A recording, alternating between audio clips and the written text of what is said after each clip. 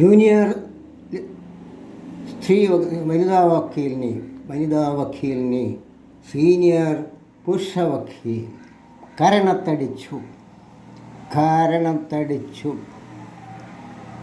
പഞ്ചറാക്കി കളഞ്ഞു.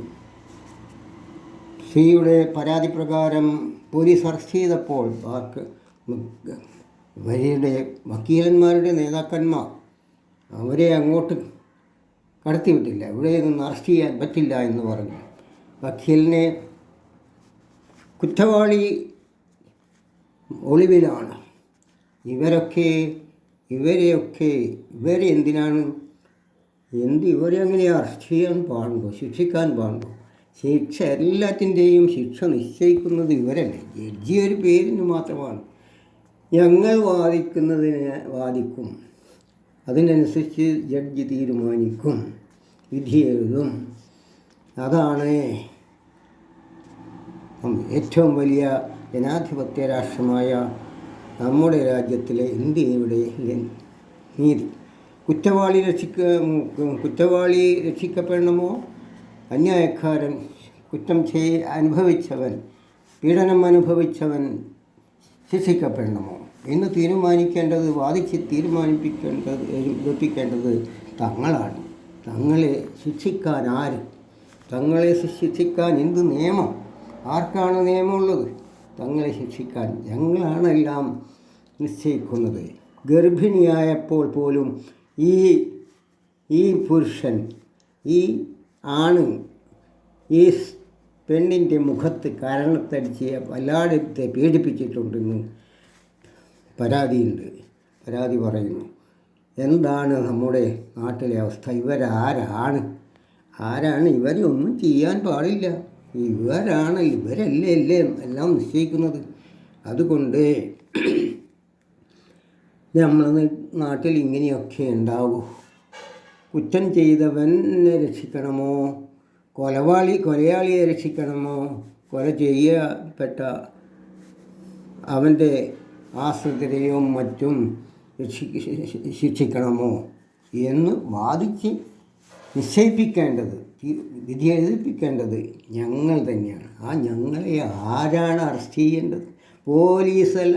പോലീസിൻ്റെ തന്ത വന്നാൽ പോലും ഞങ്ങളെ തൊടാൻ പറ്റുകയില്ല. അതാണ് നമ്മുടെ നേട്ടം. ഇതുപോലെ തന്നെ മറ്റൊരു കാര്യം എന്താണെന്ന് പറഞ്ഞാൽ, കോഴിക്കോട് ജില്ലയിലെ വടകരയിൽ ഒരു അധ്യാപകൻ തൻ്റെ PF നിന്ന് അഡ്വാൻസ് നൽകാൻ ആവശ്യപ്പെട്ടപ്പോൾ ഹെഡ് മാസ്റ്റർ 10,000 രൂപ കൈക്കൂലി വാങ്ങുമ്പോൾ വിജിലൻസ് പിടിച്ചു പോലും. ഇതൊക്കെ വായിക്കുമ്പോൾ ഞാൻ എൻ്റെ വിദ്യാലയത്തിലെ ഒരു ഹെഡ് മിസ്റ്റർ, എൻ്റെ അധ്യാപികയും, എന്നെ പഠിപ്പിച്ച അധ്യാപികയും, ജോലി ചെയ്യുമ്പോൾ എൻ്റെ പ്രധാനാധ്യാപികയും ഒക്കെയായ ചക്കുളങ്ങരയിലെ ലീല ടീച്ചർ. ആ ടീച്ചർക്ക് എന്തൊക്കെയോ അസുഖമുണ്ടായിരുന്നു. പ്രായമുണ്ട്. റിട്ടയർ ചെയ്യാൻ 2 വർഷം ഒരു വർഷമുള്ളപ്പോൾ ഹാർട്ട് അറ്റാക്കായി മരിച്ചുപോയി. കുറച്ചായി. എന്നാലും ഞാനൊരു PF അഡ്വാൻസിന് അപേക്ഷ നൽകിയിരുന്നു. ആ ഇടയ്ക്ക് ടീച്ചർക്ക് വല്ലാത്ത വൈഷമ്യമുണ്ടായതിനാൽ ഒരു ഹെഡ് മാസ്റ്റർമാരുടെ കോൺഫറൻസിന്, വിളിച്ച കോൺഫറൻസിന് എന്നോട് പോകാൻ പറഞ്ഞു. ഞാൻ പോകാൻ തയ്യാറായി. വീട്ടിൽ ചെന്നപ്പോൾ TA എന്ന നിലയിൽ എനിക്ക് പണം നീട്ടി. ഞാൻ പറഞ്ഞു, എനിക്ക് വേണ്ട, ഞാൻ പോയിക്കോളും എന്ന് പറഞ്ഞ് ഞാൻ പോയി. തിരിച്ചു വന്ന് മിനിറ്റ്സൊക്കെ കൊടുക്കാൻ വന്നപ്പോൾ എനിക്ക് പായസമൊക്കെ ഒരുക്കി വെച്ചിരിക്കുന്നു പ്രധാനാധ്യാപിക. അതുമല്ല, ഞാൻ കൊടുത്ത PF ലോണിന് കൊടുത്ത അപേക്ഷ ഓഫീസിൽ അടുത്ത ദിവസം ഓട്ടോറിക്ഷ പിടിച്ച് തലശ്ശേരി കോട്ടയുടെ മേലെയാണ്, അവിടെ പിന്നിലൂടെ ഓട്ടോറിക്ഷയിൽ ഓഫീസ് വരെ പോയി എൻ്റെ PF ലോണിൻ്റെ അപേക്ഷ കയ്യോടെ പാസ്സാക്കിച്ച് കൊണ്ടുവന്ന ആ ഒരു പ്രധാന അധ്യാപികയും ഉണ്ട്. ഞാൻ എൻ്റെ സർവീസിൻ്റെ കാര്യങ്ങൾ ഒക്കെ ഞാൻ കഴിഞ്ഞ വീഡിയോയിൽ പറഞ്ഞതാണ്. അപ്പോൾ ഇതും കൂടി പറയേണ്ടതാണ്. ഇത് പറയേണ്ടത് തന്നെയാണ്, എല്ലാവരും അറിയേണ്ടതാണ്. ഇത് രണ്ടും ചേർത്ത് എല്ലാവരും വായിക്കണം. പല അസുഖവും ഹാർട്ടിൻ്റെ ഒക്കെ അസുഖമുള്ള ടീച്ചർ ഓട്ടോറിക്ഷ പിടിച്ച് പോയി. ഞാൻ ഹെഡ് മിസ്ട്രസിൻ്റെ മീറ്റിങ്ങിൽ പോകേണ്ടത് എൻ്റെ കടമ തന്നെയാണ്. ഞാൻ അസിസ്റ്റൻറ്റ് ടീച്ചറാണ്. എച്ച് പറഞ്ഞാൽ പോകേണ്ടതാണ്. അപ്പോൾ അതിൻ്റെ ബസ്സിനുള്ള കാശ് വാങ്ങിയിട്ടില്ല.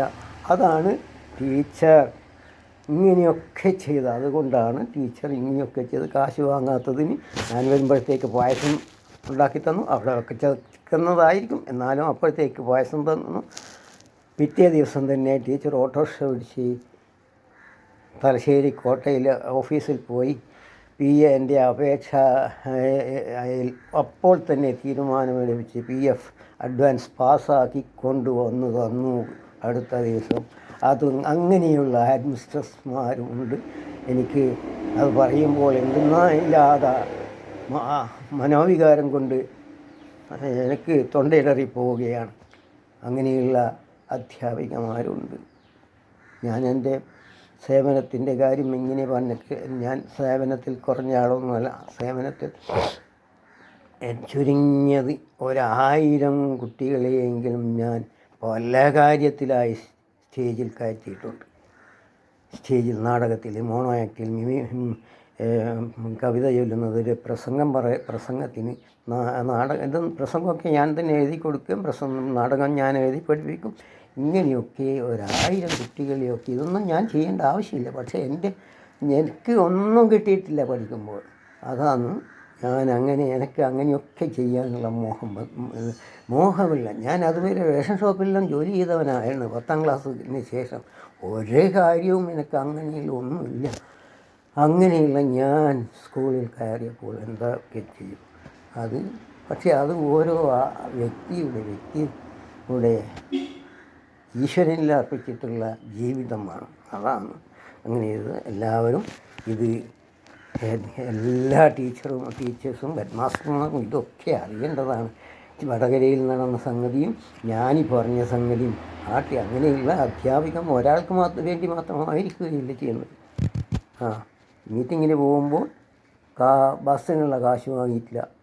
അതാണ് ടീച്ചർക്കുള്ള എന്നോട് വന്ന ഇങ്ങനെയുള്ള നമസ്തേ. ഇതെല്ലാവരും ഷെയർ ചെയ്യണം, ലൈക്ക് ചെയ്യണം. ഇതേവരെ സബ്സ്ക്രൈബ് ചെയ്യാത്തവർക്ക് ഭഗവത്ഗീതയൊക്കെ ഇതിൽ കിട്ടും, എല്ലാം കിട്ടും. ഒരുപാട് 670ൻ്റെ മേലെ വീഡിയോസാണ്. ഇതെല്ലാം സബ്സ്ക്രൈബ് ചെയ്താൽ നിങ്ങൾക്കെല്ലാം കിട്ടും. അതുകൊണ്ട് ചെയ്യാത്തവർ അതും ചെയ്യണം. ഓക്കെ, വേറെ ഇങ്ങനെയുള്ള പല കാര്യങ്ങളും ഞാൻ പറഞ്ഞുകൊണ്ടിരിക്കുകയാണ്. എല്ലാവരും നോക്കണം. അത്